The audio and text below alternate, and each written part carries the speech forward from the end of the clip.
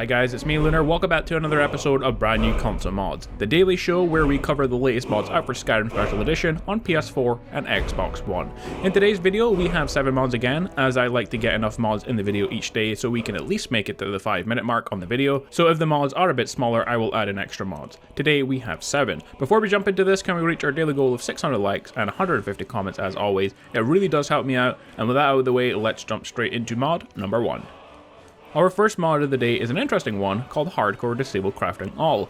This mod first of all disables the Alchemy Lab, Blacksmith Forge, Anvil, Workbench, and the Grindstone, along with the Cooking Spit, Arcane Enchanter, Oven, Smelter, Tanning Rack, and of course the Staff Enchanter in-game.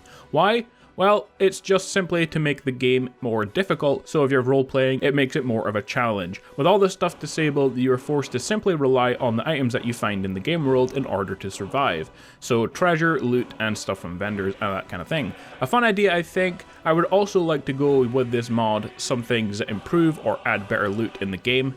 Also, I think it makes kind of sense, this mod, you know, why would a warrior be good at alchemy and enchanting? Well, he wouldn't. So this mod makes things a bit more immersive. It is true though that the world of Skyrim would have people in it that are good at that kind of stuff, so I would also like to see this mod add an enchanter, for example, or a blacksmith who you could pay to do the kind of things that you need at the enchanter or forge for you.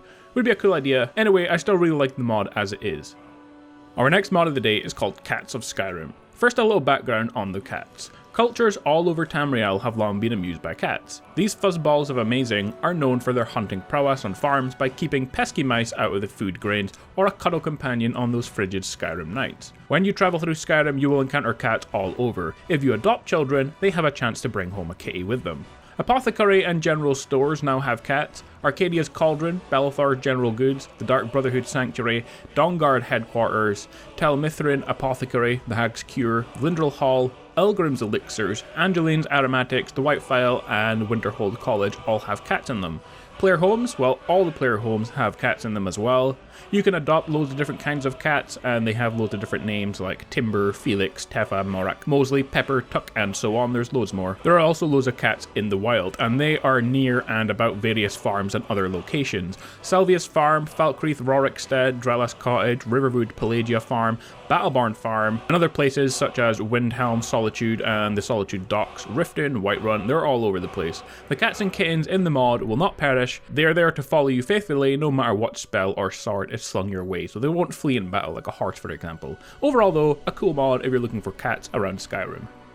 Our next mod is called Riot Control Combat Archery Mod. The mod does a couple of things. First, adds in an anti-riot crossbow to the game. It can be purchased at the forge, or crafted rather, and it has a reload speed twice as fast as a regular crossbow, but it does half the damage. There's also a bow and arrow version added as well. The two types of bow are the crossbow, which we talked about, and you can find it under the steel category. There's also the bow, which is under the Daedric category, and it's twice the speed, but it's half the damage as a regular Daedric bow. The mod also adds a new power to spell vendors in the game that will fortify the archery skill by 20, which is kind of there indefinitely until you sneak. And then once you sneak, you will have to wait 24 hours in order to cast the power spell again. Our next mod is a simple one, but makes a big change. The only thing this mod does is alter all, or lots of anyway, NPC clothing now to be a new 2K texture, and you can definitely see a big improvement in the way NPCs look now around town. Our next mod is the Daedric Huntress Armor. This mod adds a set of Daedric Huntress Armor which is female only. It is a standalone armor and it can only be crafted at night with the Daedric Blacksmith perk. In terms of stats, the armor is just slightly less than the regular Daedric armor, but it's a light armor and it has the red blood texture on it. So it's an almost identical armor to the Daedric armors we saw already this week. But this one is designed for a female body type, and I actually really like it. Our next mod adds into Skyrim a new legendary system. Just like they have in Fallout 4, you know, they have a legendary creature with a star next to their name, you kill them and you get a legendary weapon. Well, this mod adds a similar kind of thing to Skyrim. You now get legendary bandits, Draugr, Falmer, vampires, dragons, Dwarven centurions, Dwarven spiders, Dwarven spheres, and mud crabs. And you can meet all the legendary NPCs out in the world, and they've been added to the leveled list. There's now been 64 new artifacts. Every artifacts have 3 combined villain enchantments on them, and you can find the artifacts only after killing legendary NPCs. All artifacts randomly are generated on the legendary NPC as well, and you can start to meet any legendary NPC after you reach level 4. Finally, the legendary NPCs are equal to the player's level, so they are difficult in order to beat them. Our final mod of the day is called Sky City Markarth Rising 2. This mod is an overhaul to Markarth, and the mod says it's designed to make you look up at the city and be awe-inspired by the sheer size of it now. The mod edits Markarth and does the following things to it. Edits the upper layers of the city and adds structures reaching up into the sky. You can see there is a giant tower. 3 new upper house levels, including a couple of new houses. A large oil refinery facility, watchtowers and city towers to survey above and beyond the city walls. Functioning Dwemer lifts to travel up and up, large mansion at the mountain peak, a great statue of Sovngarde overlooking the city, and new inhabitants have also been added in and around Markarth. The mod is absolutely amazing, I think, and definitely alters Markarth to look much better than it did before, and I would personally love to see huge changes like this added to other cities in the game as well.